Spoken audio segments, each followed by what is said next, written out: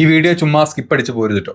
ഒരു ഭരണത്തിലിരിക്കുന്ന ആൾക്കാരോട് ചോദ്യം ചോദിക്കാൻ പറ്റാത്ത അവസ്ഥ ഇന്ത്യയിൽ. നമ്മൾ നാട്ടുരാജ്യം അല്ലെങ്കിൽ നമ്മൾ രാജ്യഭരണവും അല്ല. നമ്മൾ നമ്മുടെ നാടിന്റെ ഒരു അവസ്ഥനെ പറ്റി ഒരു ചോദ്യം ചോദിച്ചു കഴിഞ്ഞാൽ ആ ചോദ്യം ചോദിക്കുന്നവരെ സംസാരിക്കാൻ പറ്റാണ്ടാക്കുക, അതല്ലെങ്കിൽ സ്പോട്ടിൽ സഭ അങ്ങോട്ട് പിരിച്ചു വിട്ടാളുക. എന്നിട്ട് കുറെ കൊഞ്ഞനം കുത്തി നടക്കുന്ന കുറെ കോമാളികൾ രാജ്യം ഭരിക്കുന്ന കാലം. सरकार कह रही है कि किताब है ही नहीं. Every youngster in India should see that this book exists. और मुझे कहा गया है, सॉरी ये रहा, और मुझे कहा गया है कि मैं इस बुक को कोट नहीं कर सकता हूँ. मेन लाइन है जो प्रधानमंत्री ने कही, जो उचित समझो वो करो. ऑर्डर था, स्टैंडिंग ऑर्डर था टॉप का कि अगर चाइनीज फोर्सेस अंदर आएंगी तो उन पे बिना हमारे पूछे फायर नहीं करना है. नरेंद्र मोदी जी ने मैसेज दिया कि देखिए जो उचित समझो वो करो. उन्होंने आर्मी चीफ से कहा कि देखो भैया आपको जो करना है करो, मेरी बस की नहीं है. नरवाने जी ने साफ लिखा है इसमें, आई फेल्ट रियली अलोन. मैं बिल्कुल अकेला था. I was abandoned by the entire establishment. എന്തെങ്കിലും ചോദിച്ചു കഴിഞ്ഞാലുണ്ടല്ലോ, നിങ്ങൾ ഇന്നലെയും മെനഞ്ഞാന്നൊക്കെ ഇത് കാണുന്നുണ്ട്. ചെറിയൊരു ചോദ്യമല്ല, ആ ചോദ്യത്തിന്റെ ആധികാരികത എത്രത്തോളം ഉണ്ടെന്ന് അറിഞ്ഞിട്ടാണ് ആൾക്കാർ ചോദിക്കുന്നത്. അത് ചോദിച്ചു കഴിഞ്ഞാൽ ഒരുമാതിരി പൊട്ടൻ മറ്റേ ഇത് കണ്ട പോലെ നടക്കുക. കൊരങ്ങന്റെ കയ്യിൽ പൂമാല കിട്ടിയുള്ള അവസ്ഥ എന്താ? അതാണ് ഇപ്പൊ രാജ്യത്തിന്റെ അവസ്ഥ. ആരെന്ത് പറഞ്ഞാലും സറണ്ടർ എന്ന് പറഞ്ഞാൽ സറണ്ടർ ചെയ്ത് കൊടുക്കും. കുനിഞ്ഞു കുത്തി ആരുടെ ഷൂ നക്കുന്ന അവസ്ഥയിലുള്ള ഒരു രാജ്യ തലവനും അതിന്റെ കൂട്ടത്തിൽ കുറെ ഈ ആലിബാബി 41 കള്ളന്മാരെന്ന് പറഞ്ഞ പോലെ ഒരു വലിയ കള്ളനും കുറെ ചെറിയ കള്ളന്മാരും എല്ലാവരും കൂടെ അങ്ങോട്ട് മുട്ടിച്ചോണ്ടിരിക്കുക. നിങ്ങൾ ഈ കാണുന്നതൊന്നുമല്ല. ഇന്നലെ വളരെ നിസ്സാരമായിട്ട്, അതായത് രാഹുൽ ഗാന്ധി ഒരു ചോദ്യം ചോദിച്ചപ്പം നിങ്ങൾ നോക്കി 2 ദിവസമായിട്ട് അതിന്റെ കണ്ടിന്യൂഷൻ ചോദിക്കാൻ പാടില്ല, മിണ്ടാൻ പാടില്ല, അതിനെപ്പറ്റി ചോദിക്കാൻ പാടില്ല. ചോദിച്ചത് എന്താണ്? പ്രധാനമന്ത്രിയുടെ മോളെ കെട്ടിച്ചിരുന്നാണോ ചോദിച്ചത്? അല്ല അമിത്ഷാന്റെ മോനെ വേറെ കെട്ടിക്കൊടുക്കണം, അതൊന്നും അല്ല ചോദിച്ചത്. രാജ്യത്തിന്റെ അവസ്ഥ, ചൈന പട്ടാളം അല്ലെങ്കിൽ ചൈനൻ ടാങ്കുകൾ രാജ്യത്തിന്റെ അതിർത്തി കയറി വന്ന സമയത്ത് നമ്മുടെ മുൻ കരസേനാ മേധാവി പറഞ്ഞിട്ടുള്ള ഒരു കാര്യത്തിനെ പറ്റി ചോദിച്ചു കഴിഞ്ഞാൽ അത് രാജ്യദ്രോഹം, അല്ലെങ്കിൽ രാജ്യത്തിന്റെ സുരക്ഷയ്ക്ക് ഭീഷണി. എന്നിട്ടാണ് ഇവിടെ പെഹൽഗാമിലും ഈ കഴിഞ്ഞ ദിവസം ഡൽഹിയിലും ഒക്കെ ആൾക്കാർ സുഖമായിട്ട് വന്ന ആൾക്കാരെ കൊന്നുപോകുന്നത്. കൊന്നുപോയി കഴിഞ്ഞാലോ നമ്മൾ അങ്ങോട്ട് 4 ബോംബിട്ട് 4 വിമാനം വിടും, എന്നിട്ട് നമ്മുടെ താടീജിന്റെ മേല് മറ്റേ കുപ്പായം കോട്ടും വെച്ചിട്ട് 4 പോസ്റ്റർ വെക്കും, അല്ലെങ്കിൽ 4 ഫ്ലെക്സ് അടിച്ച് വെച്ചിട്ട് അതിന്റെ താഴത്ത് ചാണകം പശുമൂത്രം ഒഴിച്ച് അഭിഷേകം ചെയ്യുന്ന കുറെ സംഘിവാണങ്ങളുള്ള നാട്. തിരിച്ച് എന്തുകൊണ്ട് സംഭവിച്ചു? ഒരു കാലത്ത് ഇങ്ങനെ ഒരു ടാങ്ക് വരുന്നത് കണ്ടിട്ട് ഒരു കാര്യം പറയാൻ പറ്റാണ്ട്, അല്ലെങ്കിൽ തിരിച്ച് രാജ്നാഥ് സിംഗിനെ വിളിക്കുമ്പോൾ കോൾ അറ്റൻഡ് ചെയ്യുന്നില്ല, മിണ്ടുന്നില്ല, അമിത്ഷാനെ വിളിച്ച് മിണ്ടുന്നില്ല, ജയശങ്കറിനെ വിളിച്ച് അറ്റൻഡ് ചെയ്യുന്നില്ല, അല്ലെങ്കിൽ റെസ്പോൺസ് ചെയ്യുന്നില്ല. അവസാനം നരേന്ദ്രമോദി താങ്കൾക്ക് ഇഷ്ടം പോലെ ചെയ്യും, എന്തെങ്കിലുമൊക്കെ കാണിക്കും. ഇതാണ് രാജ്യം ഭരിക്കുന്ന കോമാളികളുടെ യഥാർത്ഥ അവസ്ഥ. അത് ചോദ്യം ചെയ്തു കഴിഞ്ഞാൽ ചോദ്യം ചെയ്യുന്നവൻ രാജ്യദ്രോഹി. അപ്പുറത്ത് പോയിട്ട് ട്രംപിന്റെ ഷൂ നക്കി വെളുപ്പിച്ചപ്പം ട്രംപ് പറഞ്ഞു, ഓക്കെ എന്നാ 18 നിന്നോട്ടെ, ഞങ്ങൾ ഫ്രീ ആയിട്ട് സാധനം അങ്ങോട്ട് അയക്കും, നിങ്ങളുടെ കാർഷികവും നിങ്ങളുടെ ബാക്കിയുള്ള എല്ലാത്തിലും ഞങ്ങൾ സാധനം അയക്കും, അത് ഫ്രീ ആയിട്ട് അങ്ങോട്ട് വിൽക്കും ഞങ്ങൾ അങ്ങോട്ട്. എന്നിട്ട് ഉളുപ്പില്ലാണ്ട് ഇതിനെ ന്യായീകരിക്കുന്ന സംഘപറിവാണുങ്ങൾ, ഒരു ഉളുപ്പില്ലാണ്ട്. ഇന്ന് രാഹുൽ ഗാന്ധി പാർലമെന്റിന്റെ പുറത്ത് വന്ന് കാണിച്ചു തന്നു. അതായത് സ്പീക്കറും നമ്മുടെ പ്രധാന എല്ലാ വൃത്തികെട്ട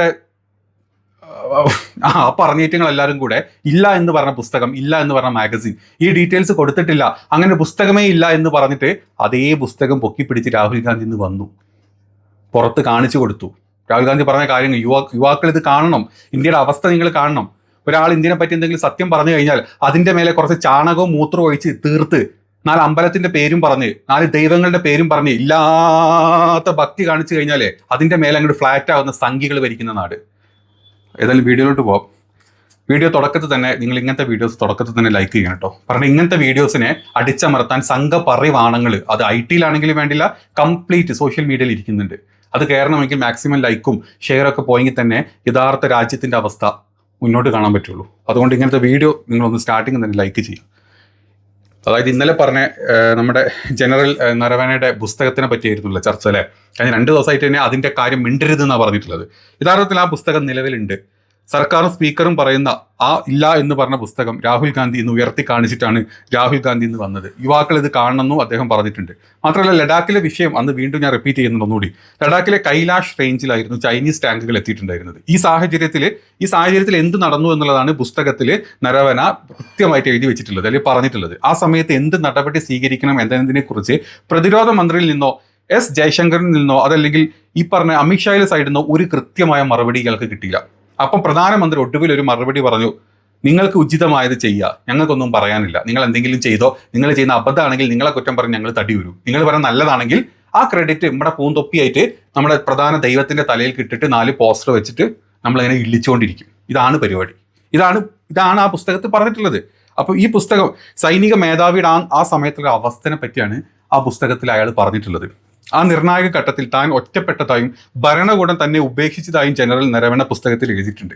ഈ പുസ്തകം പുറത്തു വരാണ്ടിരിക്കാൻ 2021 ഒരു നിയമ ഭേദഗതി അങ്ങനെ ഉണ്ടാക്കി. നമ്മുടെ രാജ്യം ഭരിക്കുന്ന ഈ വേട്ടാവളിയന്മാർ ഒരു നിയമ ഭേദഗതി അങ്ങനെ ഉണ്ടാക്കി. ഇത്തരത്തിലുള്ള പുസ്തകം ഇറക്കണമെങ്കിൽ ഡിഫൻസിന്റെ കയ്യിൽ നിന്നുള്ള ഡിഫൻസ് മിനിസ്ട്രിയുടെ കയ്യിൽ നിന്ന് NOC വേണമെന്ന്. ഈ പുസ്തകത്തിന് അന്ന് NOC കൊടുത്തതുമില്ല. അങ്ങനെ പുസ്തകത്തിലെ കാര്യങ്ങൾ അയാൾ എന്ത് ചെയ്ത് ഒരു കരവേൻ എന്ന് പറഞ്ഞിട്ടുള്ള ഒരു മാഗസിനിലൂടെ അയാൾ പുറത്തു വിട്ടു. അതൊക്കെ പുറത്തുപ്പോഴുണ്ട്. അത് വായിക്കുന്ന ആൾക്കാർ യഥാർത്ഥ ഇന്ത്യയുടെ അവസ്ഥ, ആരാണ് രാജ്യദ്രോഹികൾ, ആരാണ് രാജ്യസ്നേഹികൾ, ഇത് കാണുമ്പോൾ നിങ്ങൾക്ക് മനസ്സിലാവും. ഇനി ഇത് പോട്ടെ, ഈ ഒരു സംഭവം നമ്മളിപ്പോൾ ഇങ്ങനെ ജസ്റ്റ് ഞാൻ കണ്ടു. രാഹുൽ ഗാന്ധി പുറത്തു വന്നതിൻ്റെ ഡീറ്റെയിൽസും കാര്യങ്ങളും പറഞ്ഞു. പക്ഷേ യഥാർത്ഥത്തിൽ 2020 ഇതേ സ്പീക്കർ ഇതേ സീറ്റിൽ ഇരുന്നിട്ട് പുസ്തകങ്ങൾക്ക് ഇത്തരത്തിലുള്ള പുസ്തകത്തിലില്ലാത്ത അല്ലെങ്കിൽ സഭയിൽ ഡിസ്കഷൻ വെക്കാത്ത കാര്യങ്ങളെ പറ്റി സംസാരിക്കാം എന്ന് പറഞ്ഞിട്ടുള്ള പ്രസ്താവന ഉണ്ട്. അതൊന്ന് കണ്ടു നോക്ക്. ഈ ഡബിൾ ഡാഡി സിൻഡ്രോം, ഇരട്ടത്തന്തൊക്കെ പറഞ്ഞ ആ ഒരു സിൻഡ്രോം ഉണ്ടല്ലോ, അതവിടെ കാണുന്നത്, കണ്ടു നോക്ക്. आप तो बड़े प्रोफेसर हो, मैं बिना किताब पढ़े बता दूं 352 में क्या है। 352 में ये है कि राष्ट्रपति भाषण में किन किन विषयों पर चर्चा कर सकते हैं, यही ना। For the purpose of influencing the debate, president किसको पद्मश्री देता है ये यहाँ पर अब ज्यादा सुनो मेरी बात, मैं प्रेसिडेंट सुनो, एक मिनट में इस पे रूलिंग दे दूं ताकि परमानेंट आपका काम रहे। बैठ जाता, अब मैं पढ़ लूं। राष्ट्रपति अभिभाषण पर सब विषयों पर चर्चा कर सकते हैं और चर्चा करने के साथ उन विषयों पर भी चर्चा कर सकते हैं जिन विषयों को राष्ट्रपति भाषण में जोड़ना है। ठीक है, चलो मानिए। ഇത് 2020 ഓം ബിർള പറഞ്ഞിട്ടുള്ള ഒരു കാര്യമാണ്. രാഷ്ട്രപതിയുടെ പ്രസംഗത്തിന്മേലുള്ള ചർച്ചയിൽ ആ പ്രസംഗത്തിൽ ഇല്ലാത്ത കാര്യങ്ങൾ, പുതുതായിട്ട് ഉൾപ്പെടുത്തേണ്ട കാര്യങ്ങൾ അംഗങ്ങൾക്ക് സംസാരിക്കാം എന്ന് അന്ന് പറഞ്ഞിട്ടുണ്ട്. കാരണം എന്താ, അന്ന് സംസാരിച്ചത് ഈ വേട്ടാവളിയന്മാരെ കൂടുള്ളവന്മാരായിരുന്നു. അന്ന് സംസാരിക്കാം, അതിനെ എതിർത്ത് കഴിഞ്ഞാൽ കുഴപ്പമില്ല, അന്ന് സംസാരിക്കാം എന്ന് പറഞ്ഞു. അതേ ചെയറിലിരുന്ന് ഈ പറഞ്ഞ അതേ സംഖ്യയാണ് തിരിച്ചിപ്പുറത്ത് മാറ്റി പറയുന്നത്. ഇതിനല്ലേ ഡബിൾ ഡാഡി അല്ലെ ഇരട്ടത്തന്തക്ക് പറഞ്ഞ സിൻഡ്രോം എന്ന് പറയുന്നത്? അതല്ലേ ഇവിടെ കണ്ടത്? ഇപ്പോൾ അത് തന്നെ കാണുന്നത്. ഇനി ഇയാൾ മാത്രമല്ല, നമ്മുടെ പ്രധാന ദൈവം കൂടെ പറഞ്ഞിട്ടുണ്ട്. ബയോളജിക്കൽ ദൈവം പറഞ്ഞ കാര്യം കൂടെ ഞാൻ കാണിച്ചുതരാം, കണ്ടു നോക്ക്. अगर उन्हें सच में फॉरेन पॉलिसी सब्जेक्ट में रुचि है और फॉरेन पॉलिसी को समझना है और आगे जाकर के कुछ करना भी है, ये मैं शशि जी के लिए नहीं कह रहा हूं तो मैं ऐसे लोगों को कहूंगा एक किताब जरूर पढ़े। हो सकता है उनको बहुत फिर कहां क्या बोलना उतनी समझ हो जाएगी। वो किताब का नाम है JF case forgotten crisis. JF Kennedy की बात है। JF केस फॉरगॉटन क्राइसिस नाम की किताब है। ये किताब एक प्रसिद्ध फॉरेन पॉलिसी स्कॉलर ने लिखी है और इसमें महत्वपूर्ण घटनाओं का जिक्र है।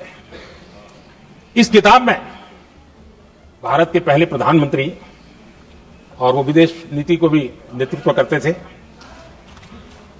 इस किताब में पंडित नेहरू और अमेरिका के तब के राष्ट्रपति जॉन एफ कैनेडी के बीच हुई चर्चाओं और निर्णयों का भी विस्तार से वर्णन है।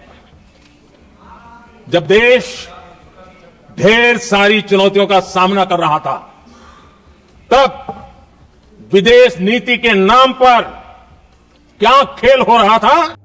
ഇതെന്താണെന്നറിയോ, തൊട്ടതിനും പിടിച്ചതിനൊക്കെ നെഹ്റുവിനെ കുറ്റം പറഞ്ഞിട്ട് മോദിജി എന്ത് കൊള്ളരുതായിട്ട് ചെയ്താലും ഇവൻ ഇനിയിപ്പോൾ വേണേൽ നാളെ പറയും US ട്രേഡ് പോലും നെഹ്റു പണ്ട് പറഞ്ഞിരുന്നു, അതുകൊണ്ടാണ് ഞാൻ ചെയ്തതെന്ന് പറയും.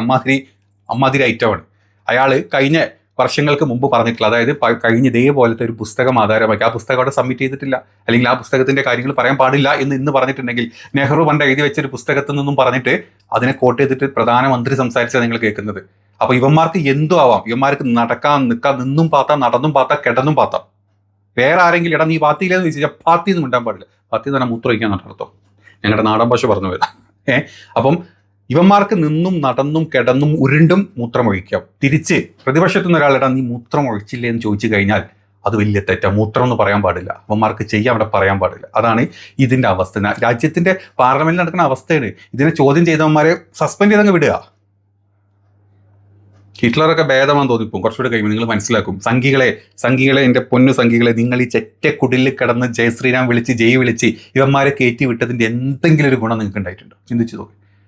എന്തെങ്കിലും ഒരു ഗുണം നിങ്ങൾക്ക് ഉണ്ടായിട്ടുണ്ടോ? ഒരിക്കലും ഇല്ല. നിങ്ങൾ കാണിച്ചൊരു തേങ്ങ ഉണ്ടാവില്ല. നിങ്ങൾക്ക് കുറേ റീൽസ് കണ്ട് അർമാദിക്കാനുണ്ടാവും. ഇല്ലാത്ത കഥകൾ കാണിച്ച്, ഇല്ലാത്ത പോസ്റ്ററുകൾ കാണിച്ച്, ദൈവത്തിൻ്റെ കുറേ റീൽസ് നിങ്ങൾ കണ്ടിട്ടുണ്ടാവും. അതിൻ്റെ അപ്പുറത്തോട്ട് രാജ്യത്തിനെ പറ്റി ഒരു അണ്ണാമട്ടെ നിങ്ങൾക്ക് അറിയാത്ത ആൾക്കാരാണ് നിങ്ങൾ. അപ്പോൾ അറ്റ്ലീസ്റ്റ് കാണുന്ന ആൾക്കാർക്ക് മനസ്സിലായി രാജ്യത്ത് നടക്കുന്ന കാര്യം എന്താണെന്നുള്ളത്. ചോദ്യം ചെയ്ത് കഴിഞ്ഞാൽ പ്രശ്നം, ചോദ്യം ചെയ്യാൻ പാടില്ല, അതിനില്ലാത്ത കാര്യങ്ങൾ പറയും. ഇതിൻ്റെ ഇടയ്ക്ക് അമേരിക്കൻ ട്രേഡിനെ പറ്റിയുള്ള കാര്യങ്ങൾ വരുന്നുണ്ട്, അതിനെപ്പറ്റി ഡിസ്കഷൻ വരുന്നുണ്ട്. മിണ്ടാൻ പാടില്ല, മിണ്ടിയ പ്രശ്നമാണ്. മോദിജി കുനിഞ്ഞു എന്നല്ല, ട്രംപ് കുനിഞ്ഞു എന്നാക്കണം, എങ്കിലേ ശരിയാവുള്ളൂ. അതുപോലെ എപ്സ്റ്റീൻ ഫയൽസിൻ്റെ കാര്യം മിണ്ടാൻ പാടില്ല. മോദിജിൻ്റെ പേര് അതിലുണ്ട്, പക്ഷെ പറയാൻ പാടില്ല. പറഞ്ഞു കഴിഞ്ഞാൽ രാജ്യദ്രോഹ. അതുകൊണ്ട് ഇത്തരത്തിലുള്ള ഒരു കാര്യങ്ങൾ നമ്മൾ മിണ്ടരുത്. നമ്മളിങ്ങനെ പുഞ്ചമടക്കിയിട്ട് ഇവന്മാരെ മുമ്പിൽ നിന്ന് കൊടുക്കണം. അതില്ല എന്ന് പറഞ്ഞാൽ അതിനെപ്പറ്റി സംസാരിച്ച് കഴിഞ്ഞാൽ ഇതുപോലെ സസ്പെൻഡ് ചെയ്തിട്ടും സഭ പിരിച്ചു വിട്ടിട്ടും ഇവന്മാർ AC റൂമിൽ ഇരുന്നിട്ട് ചാണകവും മൂത്രവും തിന്നിരിക്കും. കഷ്ടം. ഈ വീഡിയോ മാക്സിമം പറ്റുമെങ്കിൽ ലൈക്കും ഷെയറും കമൻറ്റും സബ്ബും ഒക്കെ ചെയ്യുക. ഇങ്ങനത്തെ വീഡിയോ ആൾക്കാരുടെ അടുത്ത് എത്തണം. യുദ്ധത്തിൻ്റെ വീഡിയോ നമ്മൾ ചെയ്യുമ്പോൾ നല്ല റെസ്പോൺസ്. അങ്ങനെ അത് മാത്രമല്ല, നമ്മുടെ രാജ്യം ആ ഒരു അവസ്ഥയിലേക്ക് എത്തുന്നതിന് ഇങ്ങനത്തെ തുടക്കങ്ങളുണ്ട്. അപ്പോൾ ഈ തുടക്കത്തിലുള്ള കാര്യങ്ങളും കൂടെ ബാക്കിയുള്ള ആൾക്കാരുടെ അടുത്ത് എത്തിക്കുക വേണ്ടത്.